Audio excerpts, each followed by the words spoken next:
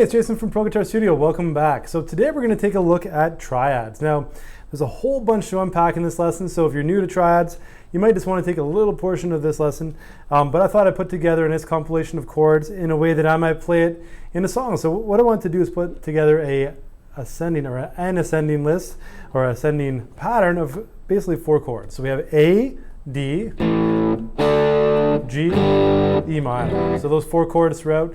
And that's the progression throughout this whole thing. But the way I place them as we go through it makes it an ascending line. So we go through, just to hear it as simple chords. So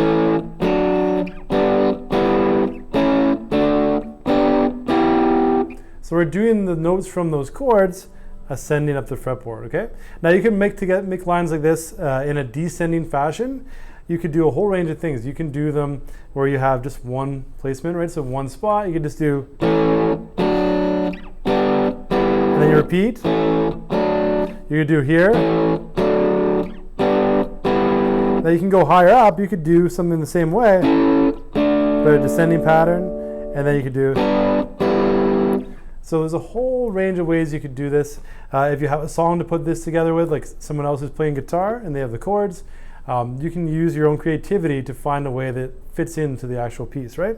But here, an exercise, right? So we're looking at those 4 chords, basically 3 major chords, 1 minor. As you go through it, you'll get all these shapes on string number 2, 3, and 4, as well as 1, 2, and 3. So like I said, if you just want to unpack, like, let's say 4 shapes, which is the first 4 chords, like the first example of A, B, G, and E minor, that's great. If you want to do the whole 2nd, 3rd, and 4th strings, that's good. If you want to do just 1, 2, and 3, that's good. If you want to do the whole thing, that's good too. So whatever's going to work for you throughout this, okay? I don't want to go too much into the theory behind a triad, but essentially the definition of a chord is 3 notes or more at the same time. And if we have a 3-note chord, it's also called a triad. So when we're playing these here, we're just playing those 3 essential notes to build that particular chord on, let's say, strings 2, 3, and 4. So I'm not going to spell out the chords and explain how to actually build them, but I will go through the shapes that we're going to play, okay? So for the A chord, we're going to start off on the 2nd, 3rd, and 4th fret on string number 2, 3, and 4. Okay? And I'm also not going to get into the rhythm here. This is all about the chord shapes today. So that's our A chord. Now the D is going to be the 3rd fret, string 2, 2nd fret, string 3, and 4th fret, string number 4. Okay, so A, D. Now we're going to go to a G next, which is the 3rd fret, string 2, 4th fret, string 3, and 5th fret, string 4. So G. And then for the E minor, we just grab on to the 5th fret, string number 2. So we have 5, 4, 5. Okay? So you can go through these. There's spellings of all these chords, like the A is A, C sharp, and then E. The D chord is D, F sharp, A. The G chord is G, B, D. And the E is going to be E, G, B. So no need to repeat that as we go throughout, but all the chords have the same exact notes, okay?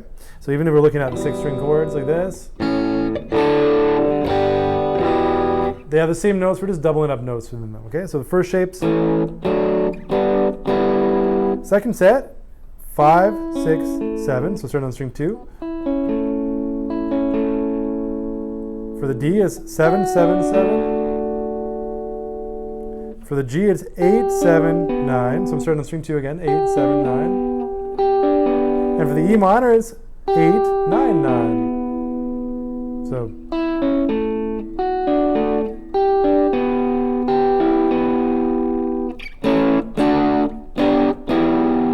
Up to the next A, it's 10, 9, 11. D is 10, 11, 12.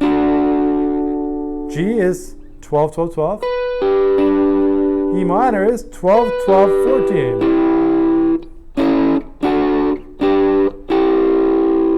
So the whole set from strings 2, 3, and 4.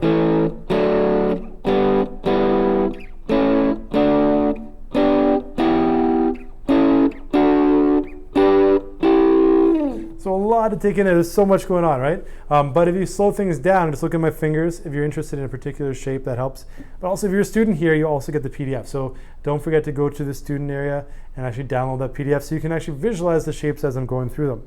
Now, for anyone here who's interested in what I'm doing here, please feel free to leave a comment in the questions below. Maybe I can find a way to get you the PDF as well. But let's go on to the next set of strings.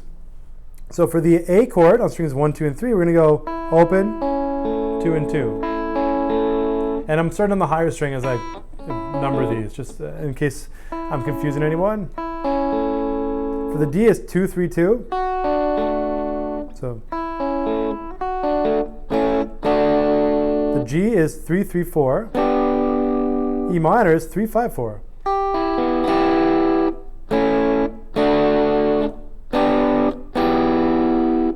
All right, now going to the next shape, the A is 5, 5, 6. D is 5, 7, 7. G is 7, 8, 7. E minor is 7, 8, 9.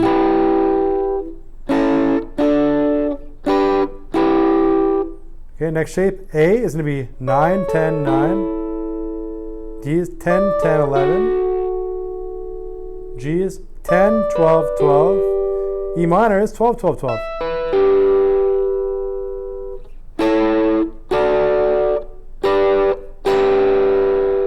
So there's a lot going on there, a lot of chord shapes to do, but here it all is from strings 1, 2, and 3.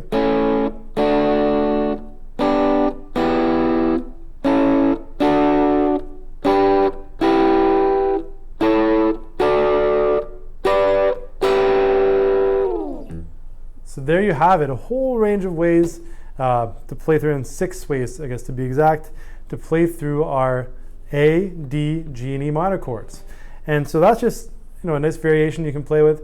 I use these triads all the time on a daily basis for rhythm, for soloing, for a whole bunch of things, and it helps me understand the fretboard even more. And once you get those kind of shapes going, you can sort of relate them back to chord shapes that you know. And so it fills in the fretboard more. It sort of helps you see how everything is all related. It's one big circle, right? But yeah, it can be a long road to sort of visualize that on the guitar. So if you have any questions, please feel free to let me know in the comments below. I'd love to hear from you. If you liked it, yeah, let me know. If you didn't like it, let me know as well. And yeah, subscribe for more lessons like this each week. 1 lesson per week, usually every Friday. And I'd love to see you again. So have a great week, and I'll see you soon.